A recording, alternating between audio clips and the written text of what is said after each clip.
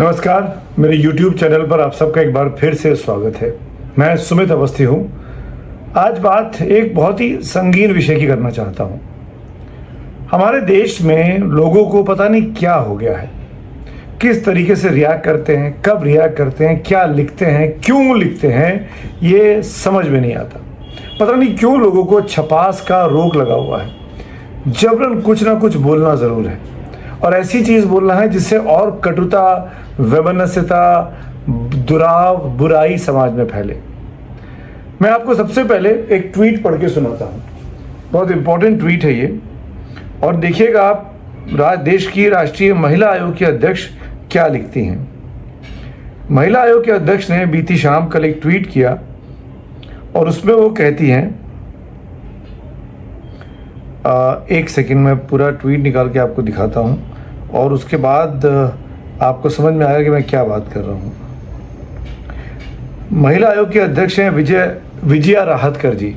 उन्होंने ट्वीट किया, और उस ट्वीट को मैं शब्दशः पढ़ रहा हूँ। जम्मू कश्मीर के पहलगाम में हुए आतंकी हमले में देश के अनेक नागरिकों की हत्या कर दी गई थी। इस हमले में अन्य लोगों के साथ लेफ्टिनेंट विनय नरवाल जी से उनका धर्म पूछकर उन्हें गोली मार दी गई थी। इस आतंकी हमले से पूरा देश आहत व क्रोधित है। लेफ्टिनेंट विनय नरवाल जी की मृत्यु के पश्चात उनकी पत्नी सुश्री हिमांशी नरवाल की उनके एक बयान के संदर्भ में सोशल मीडिया पर जिस प्रकार आलोचना हो रही है वह दुर्भाग्यपूर्ण है। शायद उनकी प्रतिक्रिया आक्रोशित लोगों को ठीक नहीं लगी होगी, परंतु किसी भी प्रकार की सहमति या असहमति को सदैव शालीनता और संवैधानिक मर्यादाओं के भीतर व्यक्त किया जाना चाहिए। किसी महिला की वैचारिक अभिव्यक्ति या निजी जीवन को आधार बनाकर उसे ट्रोल करना उचित नहीं है। हर एक महिला की गरिमा और सम्मान मूल्यवान है। ये विजया राहतकर जी ने ट्वीट किया है हिमांशी नरवाल जी के लिए। अब आपको पूरा माजरा समझाता हूँ। मैं सुमित अवस्थी हूँ, और हम बात कर रहे हैं पहलगाम हमले के शहीद लेफ्टिनेंट विनय नरवाल की पत्नी हिमांशी नरवाल की। आज 2 हफ्ते पूरे हुए हैं पहलगाम में हुए दुर्दांत खतरनाक आतंकी हमले के।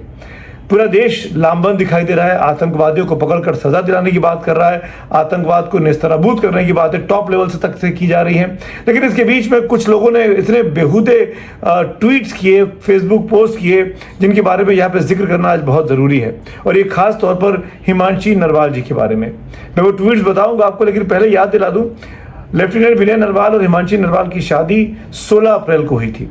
22 अप्रैल को इस आतंकी हमले में विनय नरवाल को मार दिया। आतंकियों ने गोलियों से भून दिया। उन्होंने उनसे धर्म पूछा, उन्होंने कहा हिंदू हैं, और उन्होंने उसको गोली मार दी। शादी के 6 दिन के भीतर ही हिमांशी नरवाल विधवा हो गई। सब कुछ उनकी आंखों के सामने हुआ। दिक्कत इस बात की भी है, उनके पति को उनकी आंखों के सामने गोली मारी गई। इस सब के बाद जब हिमांशी नरवाल, जो कि पढ़ी लिखी महिला हैं, दिल्ली से पढ़ी हैं, दिल्ली की अच्छी यूनिवर्सिटी से, वो लौटती हैं। उनका यहाँ पर अंतिम संस्कार होता है विनय नरवाल साहब का। उसके बाद हिमांशी से मीडिया वाले बात करते हैं और पूछते हैं कि हिंदू और मुसलमान को पूछकर इस तरह की आतंकी वारदात की गई। तो बहुत ही सुलझा और संभला हुआ बयान हिमांशी नरवाल देती हैं कि भाई इस हमले में आप मुसलमान और कश्मीरियों को मत लपेटे। ये नहीं कह सकते कि हर मुसलमान और हर कश्मीरी जो है वो आतंकवादियों का मददगार है या खुद आतंकवादी है। एक तरीके से उन्होंने बहुत ही संयम भरा, बहुत ही संवेदनशीलता के साथ इस बयान को दिया, ताकि देश में जो सांप्रदायिक सौहार्द है वो बना रहे, जो कि आतंकी चाह रहे हैं कि बिगड़ जाए, हिंदू मुसलमान हो जाए। इसीलिए इस तरह की खबरों को ज़्यादा तूल दिया गया। हिमांशी नरवाल की तारीफ करने की बजाय कुछ लोग सोशल मीडिया पर हिमांशी नरवाल के बारे में कुछ बेतुके से ट्वीट करते हैं, और मुझे लगता है कि ये ट्वीट ऐसे हैं जिसकी वजह से इस महिला आयोग को बीच में आना पड़ा। और मैं इन ट्वीट्स को ज़रूर पढ़ के यहाँ सुनाना चाहूँगा, सिर्फ इसलिए नहीं कि हिमांशी नरवाल को लोगों ने टारगेट किया, बल्कि इसलिए कि ऐसे लोग समाज में हैं, इनको पहचानना चाहिए। और मैं तो इन लोगों से कहना चाहता हूं कि अगर आप में इतनी हिम्मत है, इतना ही गुदा है आपके अंदर, तो अपने नाम से अपनी शक्ल लगा के पोस्ट क्यों नहीं करते हैं आप। अब ये कोई मोक्ष ऑफ मैन के नाम से हैंडल है, @मिश्रा G47 कहते हैं अपने आप को ये। अब ये कह रहे हैं, इतना संगीन इल्जाम लगा रहे हैं हिमांशी नरवाल पर। अंग्रेजी में ट्वीट है, मैं अंग्रेजी में पढ़ता हूँ। As per her batchmate she used to visit Kashmiri boys hostel Jhelum at JNU a lot, mostly late nights for study purpose. She had study purpose को कोट किया हुआ है। She had one very good Kashmiri male friend, 50 kg weight, who never used to take bath. Both used to live together always.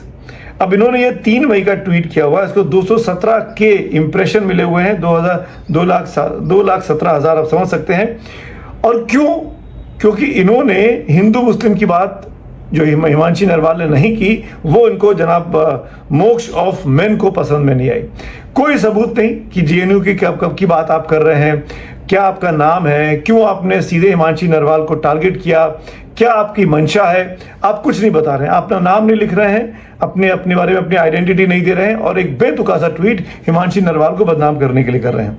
ऐसे एक है राज, doctor राज रैना इनका handle है, इन्होंने कम से कम नाम है, इनकी फोटो भी इस पर लगी हुई है। This women must not get pension of her husband, pension must go to his parents, her reaction is totally abnormal, his parent lost their son, loss of children is extremely painful, she will be fine with a new boyfriend or husband soon।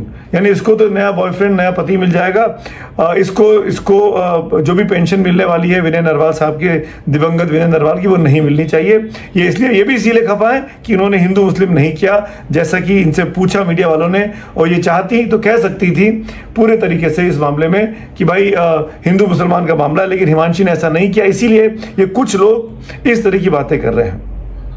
मोक्ष of main एक और tweet करते हैं जिसमें शादी की photo है जयमाल के समय की, विनय नरवाल नमस्ते कर रहे हैं अपनी धर्मपत्नी को, और विनय नरवाल झुक के नमस्ते कर रहे हैं, और हिमांशी उस फोटो में उस पर्टिकुलर फ्रेम में सीधी खड़ी हुई है। तो ये दिखाना चाह रहे हैं मोक्ष ऑफ मैन मिश्रा जी कि जनाब की रीढ़ की हड्डी नहीं थी, जनाब झुके हुए थे, और पत्नी जो थी वो एडमेंट थी। ये पता नहीं क्या कहना चाह रहे हैं इस फोटो के जरिए। एक और है JP इताले, जय के नाम से इनका हैंडल है, ये भी ब्लू वेरीफाइड है। His karma was great that he instantly got moksha from such a whore, the association did not even last for a week. यानी जय साहब कह रहे हैं इतना वाहियात, इतने बेतुका शब्द का इस्तेमाल किया हिमांशी के लिए कि एक हफ्ते के अंदर उनको मोक्ष मिल गया, और वो इस महिला से, मैं तो शब्द का इस्तेमाल भी नहीं कर सकता, उसकी हिंदी करना भी मेरे उसके विपरीत जाता है। The association did not even last for a week, एक हफ्ते भी इनकी शादी नहीं चल पाई। प्रेम पांडे ये ट्वीट करते हैं, she was a student of MA CPS in SS, she use to love Muslims a lot, her daily habit was to visit Jhelum JNU, a boys hostel where mainly he lived, she was in living relationship with Kashmiris. अब ये कह रहे हैं कि उनका कोई Kashmiri boyfriend था, उसके साथ ये JNU में रहती थी। कहाँ से, क्यों हिमांशी नरवाल का चरित्र हनन करने के लिए आप पड़ गए प्रेम पांडे साहब? कौन है आप प्रेम पांडे? आपकी ना फोटो है ना शक्ल है, आपने केवल ट्वीट कर दिया। किस आधार पर आप हिमांशी के पीछे टारगेट कर रहे हैं? भाई आतंकवादियों ने यही तो चाहा कि हिंदू मुसलमान देश में हो जाए, यही तो चाहा कि लड़कियों के सामने मर्दों को मारा, और ये कहते हुए कि आप हिंदू हैं इसलिए हम मार रहे हो, जाके बता देना अपने प्रधानमंत्री को कि हमने आपको मार दिया। यही तो वो चाहते थे, वो आके बताएं और देश में हिंदू मुसलमान के दंगे हो जाए। तो आप भी वही चाहते हैं कि हिंदू मुसलमान के दंगे हो जाएं। हिमांशी नरवाल समझदारी की बात कर रही हैं, और आप उस पर उनकी तारीफ करने की बजाय, उनकी पीठ थपथपाने की बजाय, उनको सांत्वना ढांढस देने की बजाय आप उन पर लांछन लगा रहे हैं, बेतुके लांछन। मैं ये तमाम लोगों से, पांडे जी, मिश्रा जी, और ये जितने लोगों ने ट्वीट किया, इन सबसे पूछना चाहता हूँ कि अगर इनके परिवार में किसी का नुकसान हुआ होता, किसी ने शहादत दी होती, किसी की पत्नी, किसी की इनकी रिश्तेदार, इनकी बेटी, इनकी बहन विधवा हुई होती, तब भी इस तरह की बातें करते अगर उन्होंने इस तरह की बयान किया हुआ है? तो ऐसे लोगों को समाज में चिन्हित कर आउटलाइन कर इनको अलग करना चाहिए। यही लोग समाज में वैमनस्यता फैलाते हैं, और ऐसे लोगों की समाज में कोई आवश्यकता नहीं होनी चाहिए।